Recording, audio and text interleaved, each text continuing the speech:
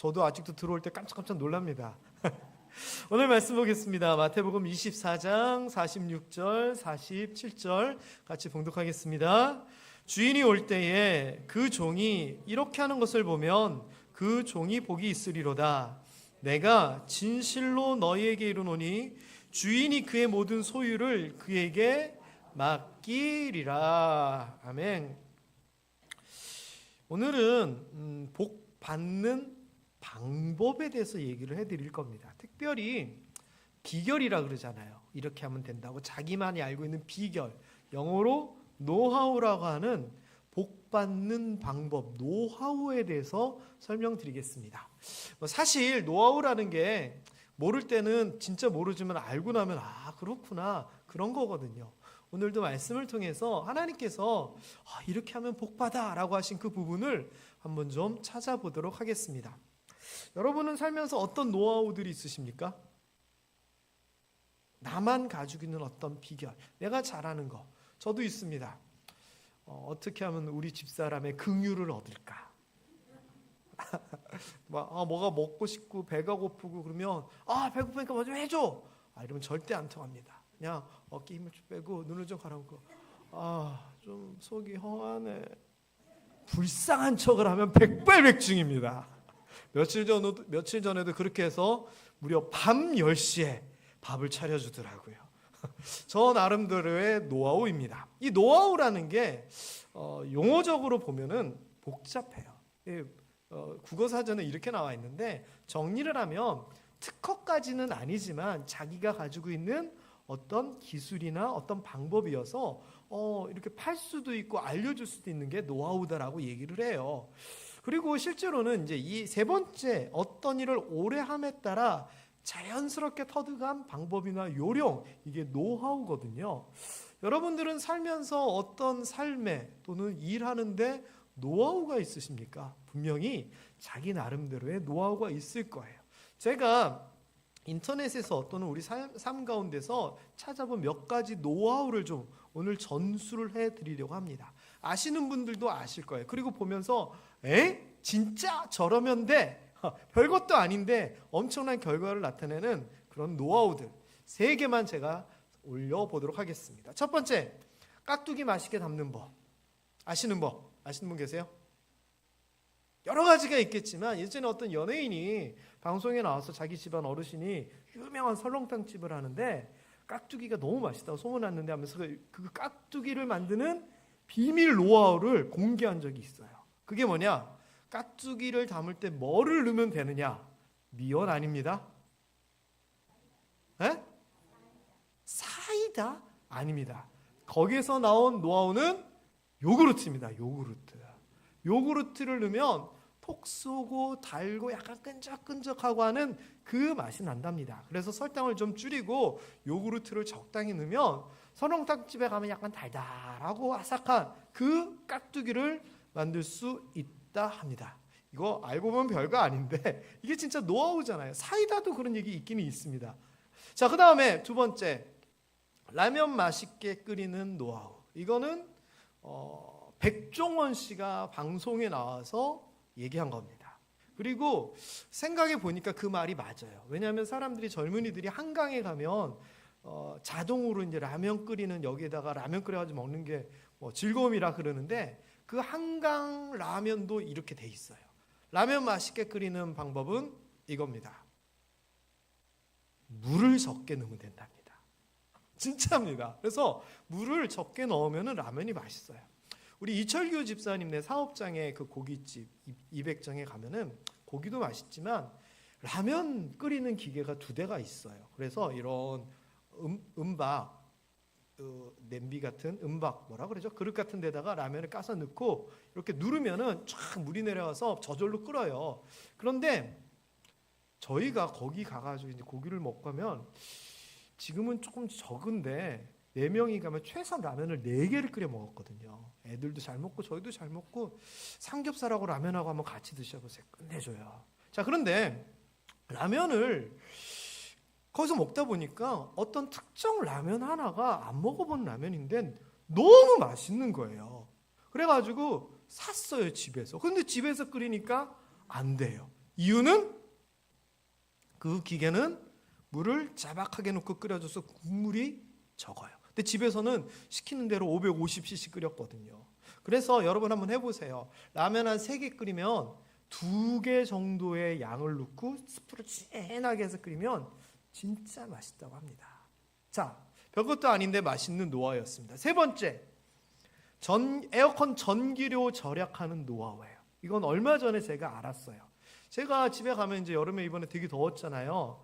근데 시원한데도 에어컨이 약하게 계속 켜져 있는 거예요. 그래서 끄면 우리 집사람이 켜고 끄면 우리 집사람이 끄고 그러는데 우리 집사람 하는 얘기가 꺼야 된다는 거예요. 에어컨을. 끄면 안 된다는 거예요. 우리 집사람이. 무슨 소리냐고, 이렇게 집이 시원한데 에어컨을 꺼야지 전기료 나가게 했더니 아니에요. 저희 아내 말이 맞았어요.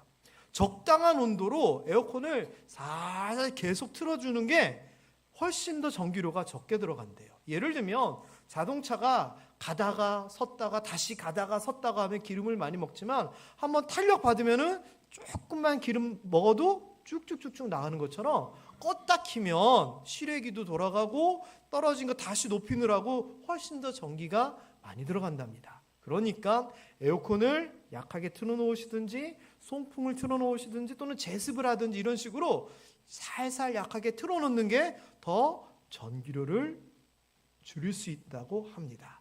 확인하시고 참고하시기 바랍니다. 제가 사실은 안 믿었거든요. 그런 얘기 하길래 검색을 해보니까 진짜인 거예요. 그래서 요즘 켜져 있어도 제가 가만히 있습니다.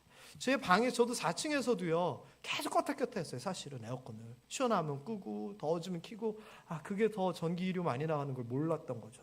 제가 그렇게 모함교회 와서 11년 동안 여름마다 껐다 켰다 했는데 이제 알게 됐습니다.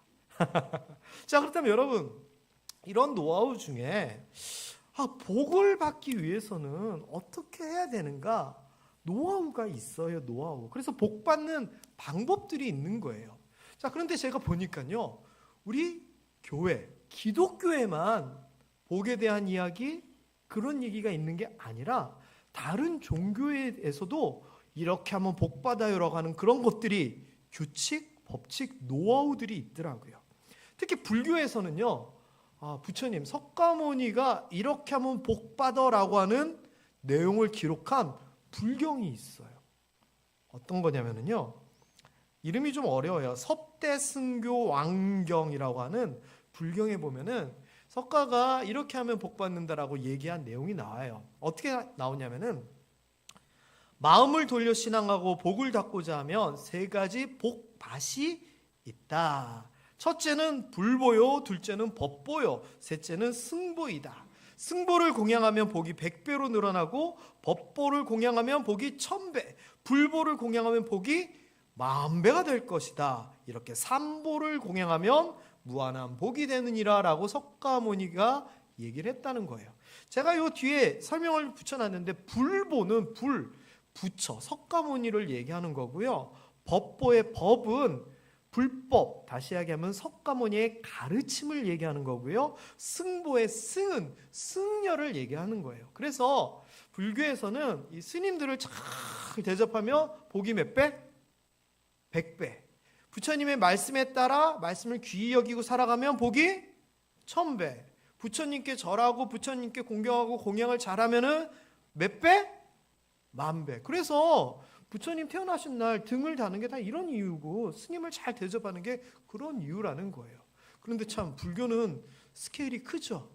예수님은 얘기하실 때 30배, 60배, 100배 얘기하셨는데 여기는 시작이 100배예요. 스님을 섬기면 100배, 말씀대로 살면 1000배, 부처님을 잘 섬기면 10,000배의 복을 받는다라고 얘기를 해요. 참 나름대로 이게 그 불교에서도 복을 받는 비법, 방법, 노하우를 할 수 있어요.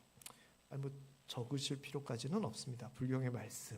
자, 그 다음에 이슬람교에서도 구원받고 복받기 위해서 해야 될 것들이 있는데 이슬람교는 더 복잡해요. 이슬람교에서는 6가지 것을 믿고 5가지의 것을 행해야지만 구원받고 복받는다라고 얘기해요. 그게 뭐냐면은 육신오행 6가지를 믿고 5가지를 행하라는 거예요.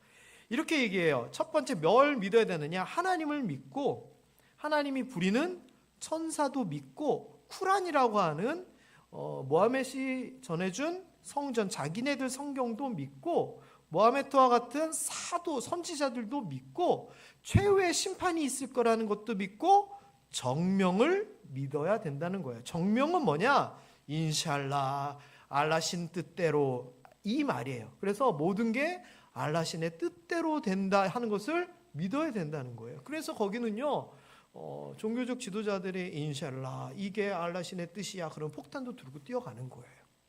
자, 그 다음에 5가지의 의무가 있어요. 이거는 이슬람 믿는 사람들은 이 5가지를 해야 된대요. 첫 번째는 샤하다라고 해서 신앙 고백을 해야 돼요. 이건 뭐 우리도 하는 거니까 어렵지 않죠. 근데 살라트라는 걸 해야 돼요. 메카를 향해서 매일 5차례씩 기도를 올리고 절을 해요.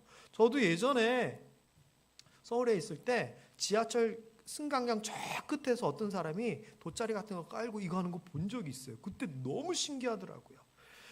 그래서 이 사람들은요, 하루에 5번 정해진 시간에 땡땡땡 하면은 메카라고 하는 자기의 성지를 향해서 기도를 하는데, 우리나라에 이제 외국인 노동자들이 공식적으로 들어와서 일하는 일터는요, 이 사람들의 종교를 존중하는 의미로 일하는 시간을 여기에 맞춰요. 쉬는 시간을. 그래서 쉬는 시간 되면 우리나라 사람은 쉬고 얘네들은 구석에서 한가지 이거 다 하고 있어요. 그렇게 따지면 여러분, 우리는 신앙생활하기 굉장히 편한 거예요. 그렇죠? 교회 일주일에 몇 번 오라 그래요? 여러 번 오면 좋지만 6번, 8, 7, 8, 9번, 우리로 정확하게 따지면 9번, 10번 정도 이 공예배가 있는데, 10번, 11번 있는데, 그 중에서 여러분 몇 번만 와요?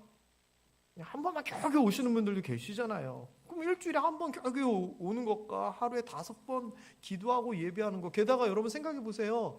우리나라에 있는 그 이슬람들이 사람들이 다 지켜보고 있는데 시간 딱 됐다고 뭐 깔고 막 이거 하고 쉬운 용기가 아니잖아요.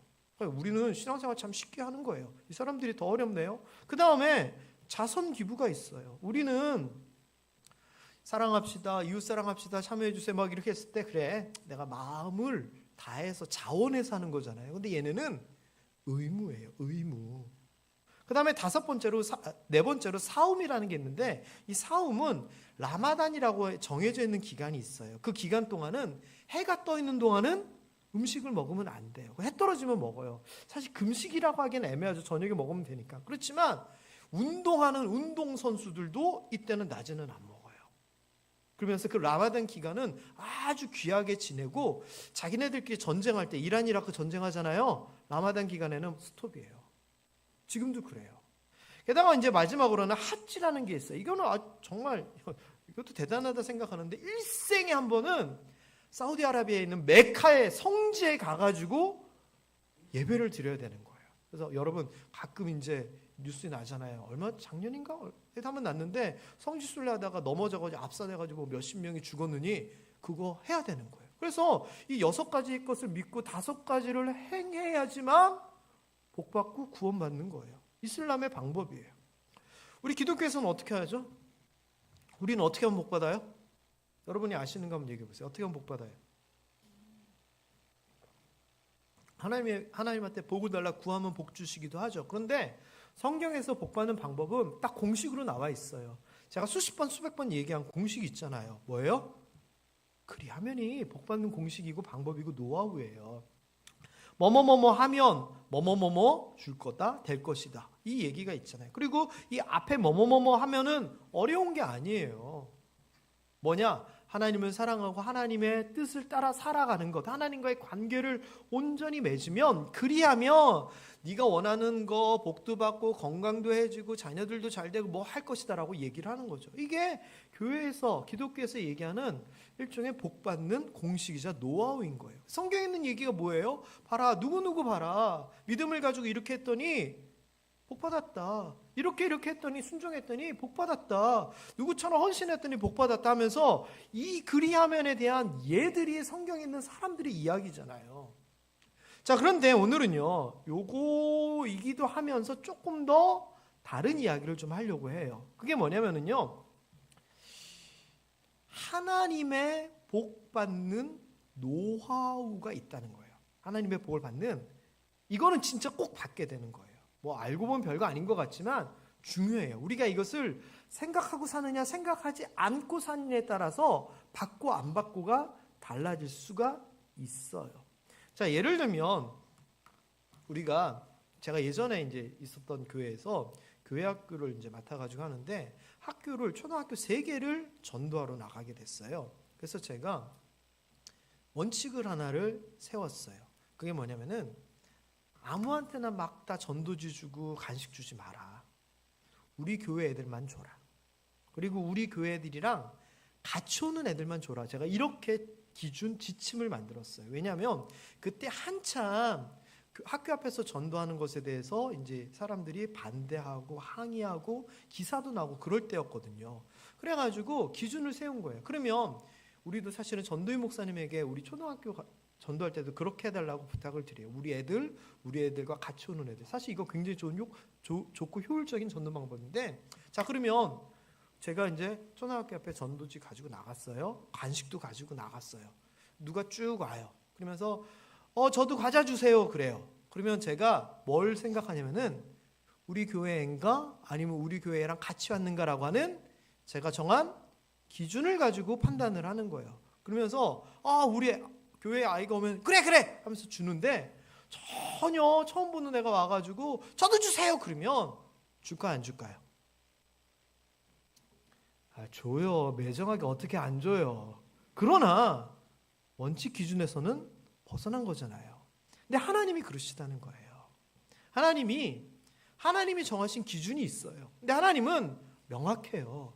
그 기준에 맞으면 그리하면 주시는 거고 기준에 안 맞으면 안 주시는 거예요. 그래서 우리가 뭘 생각해야 되냐면은 하나님이 복 주신다고 하는 그 기준이 뭐냐, 어떻게 하면 복을 주시는지 하나님의 마음, 하나님의 기준, 하나님의 원칙을 우리가 알아야 된다는 거죠. 그게 아니고서는 아무리 달라고 해도 너는 해당이 안 되라고 얘기를 하는 거예요. 그것을 어디에서 좀 정확하게 알 수 있냐면은 복에 관한 이야기는 아니지만 다윗을 택하셨을 때 이 기준에 대한 것이 나오게 돼요. 하나님의 기준이 명확했거든요. 사무엘은 잘생기고 키 크고 훌륭해 보이는 다윗의 형들, 다시 얘기하면은 외모, 겉모습을 보고 왕감이네, 기름 부어야겠네 생각을 했어요. 그런데 하나님은 아니야. 사람들은 외모를 보지만 나는 그 중심 마음을 본다라고 얘기를 해요. 그러니까 이 왕을 선택하는 데 있어서 사무엘과 하나님의 기준이 전혀 달랐다는 거죠. 하나님이 복받을 만한 사람은 이런 사람이야 라고 정해놓은 기준이 있다는 거예요. 이거를 알면 거기에 맞추면 우리가 복을 받고, 하나님의 기준에서 우리가 벗어나면 절대 복을 받지 못해요. 자, 그러면 하나님께서 이제 복을 주시는데 그 기준, 이것을 알아야 되는데 그 노하우에 대해서 오늘 말씀을 드리도록 합니다. 자, 일단 이 마태복음 24장에 보면 한 종에 대한 이야기와 주인에 대한 이야기가 나와요. 그런데 이 종이 어떻게 되냐면은 그 종이 복이 있으리로다, 복이 있다라고 얘기를 하고요. 그 종이 주인의 모든 소유를 맡아가지고 다스리고 관리하고 누릴 수 있는 엄청난 큰 혜택을 받게 돼요. 자, 그런데 이게 무슨 상황이었냐면요, 주인이 올 때에 라고 하는 이 표현은 그냥 주인이 그냥 마당으로 나가가지고 보고 이게 아니라 주인이 먼 나라로 오랫동안 갔다 온 거예요. 그러면서 멀리 있다가 오래간만에 딱 왔더니 그 이야기예요. 왔더니 종이 어떻게 하고 있었냐? 이렇게 하고 있었대. 이렇게 뭔가를 하고 있었어요. 근데 어떻게 했길래 멀리 갔다 오래간만에 온 주인이 딱 보고 복 있다, 잘했어, 내 거 네가 다 맡아서 해라고 막 칭찬하고 좋아했을까요? 도대체 뭘 어떻게 행했을까요? 막 재산을 몇십 배로 불려놨을까요? 막 땅을 넓혀놨을까요? 아니요. 성경에서는요 그렇게 대단한 일을 한 게 아니에요. 바로 그 앞에 24장 45절에 나오는데 한번 다 같이 읽어보겠습니다. 충성되고 지혜 있는 종이 되어 주인에게 그 집 사람들을 맡아 때를 따라 양식을 나눠줄 자가 누구냐? 예, 그 누구냐? 주인이 멀리 갔다 왔는데 이렇게 그 집 사람들을 맡아 때를 따라 양식을 나눠주고 있으면 그것을 보고 이야 잘했다는 거예요. 여러분, 때 돼가지고 밥 해주고 양식 나눠주는 게 힘든 일이에요? 어려운 일이에요? 주부들 입장에서 힘들다고 하시겠지만 그래도 목숨을 걸고 뭐 엄청난 그건 아니잖아요. 근데 이거 했다고 주인이 너무 좋아하면서 다 맡겼다는 거예요. 이유가 뭐냐면요, 공동 번역에 보면 그 이유를 나타내는 단어가 나와요. 다른 종들을 다스리며 제때 양식을 공급할 책임을 맡겼다 그래요. 그러니까 지금 여기에서 중요한 표현은 자신의 이게 종에게 자신의 것들을 맡겼다라고 하는 이 표현이 굉장히 지금 중요한 거예요. 다시 얘기하면 주인이 이 종에게 지금 뭘 기대하고 있냐면은 내가 없는 동안 다른 종들을 잘 관리하고 그 다음에 식량 때에 따라 가지고 잘 분배하고 잘 나눠주는 거, 그거를 맡긴 거예요. 그런데 그 종이 다른 거는 몰라요. 주인이 맡긴 그거를 잘했더니 우와 하면서 잘했어, 너 복 받을 거야, 내 거 내가 다 맡길게, 이렇게 얘기한다는 거예요. 이게 무슨 말이냐면요, 여러분, 하나님이 시키고 맡긴 그 일이 있어요. 우리가 이것도 잘하고 이것도 뭐하고 하는 것도 중요하지만 딱 그거 하나님께서 시키시고 하나님께서 맡기신 일이 뭔지를 알고 그것만 잘해도 된다는 거예요. 이게 너무나 중요한 얘기예요. 왜냐면은요, 우리는요, 하나님 복 주세요라고 이야기하지만 그러면서 엄한 짓을 해요. 하나님하고 전혀 상관없고 하나님이 원치 않는 걸 막 하면서 복 받았다라고 그래요. 복 받겠다고 생각을 한다는 거예요. 어떻게 하면 복 받아요? 이거예요. 다른 거 아니에요. 게다가 하나님이 주시는 복의 규모는 내가 바라고 내가 달라고 하는 그 정도가 아니라 하나님의 것을 다 쏟아부어 줄 만큼의 전부를, 모든 것을 우리에게 주신다는 거예요. 그러니까 여러분 잘 생각해야 돼요. 그래서 좀 정리를 해보면 우리가 어떻게 살아야 되느냐, 제가 아까 맨 처음에 어떤 마음을 가지고 살아야 된다 그랬잖아요. 이런 마음을 가지고 살아야 되는데, 첫 번째, 여기에 대해서 늘 관심과 궁금증이 있어야 돼요. 하나님이 나한테 뭘 하라고 하느냐, 너무 중요한 얘기예요. 이거 복 주세요 얘기하기 이전에 하나님께서 나에게 뭘 하라고 하시는지를 우리가 알고 하면 되는 거예요. 그러면 복 달라 안 해도 돼요. 하나님이 알아서 주시는 거예요. 이 종이 열심히 한 다음에 주인이시여, 내가 이렇게 열심히 했으니까 주인의 모든 것을 나에게 맡겨주십시오, 이렇게 얘기했어요? 아니에요. 자기 맡겨진 그 일만 했더니 주인이 준 거예요. 그리고 두 번째는 하나님께서 나에게 뭘 맡기셨나, 책임에 대한 걸 생각해 봐야 돼요. 그리고 이 맡기셨다라고 하는 얘기는 뭐와도 연관되냐면은 달란트하고도 연관이 돼요. 하나님께서 돈 많이 벌게 해줬더니 그 돈 가지고 흥청망청 써버리고 안 돼요. 그럼 하나님은 다시는 그 사람에게 돈 안 주세요.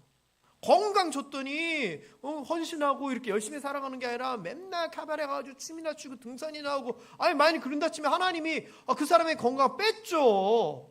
다시 얘기하면 하나님께서 지금 나에게 주신 것이 무엇이고 그것을 가지고 뭐를 하고 살아야 되는지, 이거를 우리가 관심을 가져야 된다는 거예요. 여러분, 이런 거 고민하고 실천하는 것이 중요할까요? 아니면 주세요 하면서 소나무 뿌리 3개 뽑는 게 중요할까요? 어떤 게 더 복 받을 것 같아요? 하나님은 어떻게 하면 복 주신다 그러셨어요? 당연한 얘기예요. 하나님이 아까 하신 얘기가 있잖아요.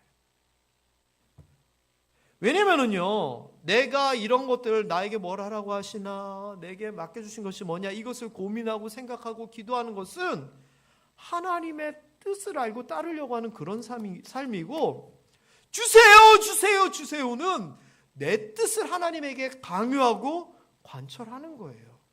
여러분이 딱 생각해도 복 받을 만한 사람이 누구예요? 이 사람이잖아요. 그쵸? 그러면 우리 어떻게 기도해야 돼요?